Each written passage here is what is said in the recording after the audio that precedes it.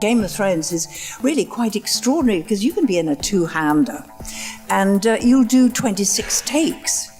And I always say to the director, I'm the law of diminishing returns.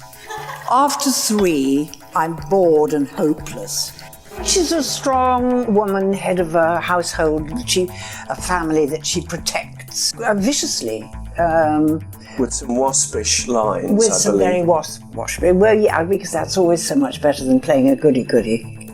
Just, the returns are so much better. Then on Her Majesty's Secret Service, well, I'd never been in such a huge production before. I mean, it really was astonishing. The character that I played had a central role and was not just a piece of fluff. I loved being on the Bond, I really did. I mean, I had a jolly good part. I knew why I was there, because George was the amateur, and I was there to give it some welly, and to sustain him and to help him. And I hope when you see the thing, that's what I'm doing. But it's interesting because it's a very popular film. People love it. And George was not bad. He was not.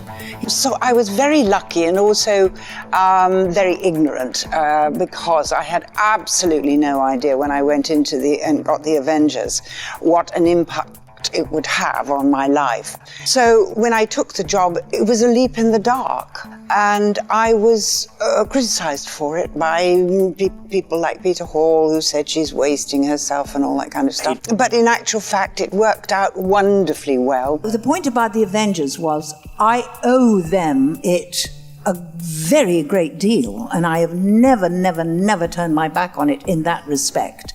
Everything. I could have played, for 25 more years in Shakespeare and not had the recognition that I got out of one season on the Avengers at all.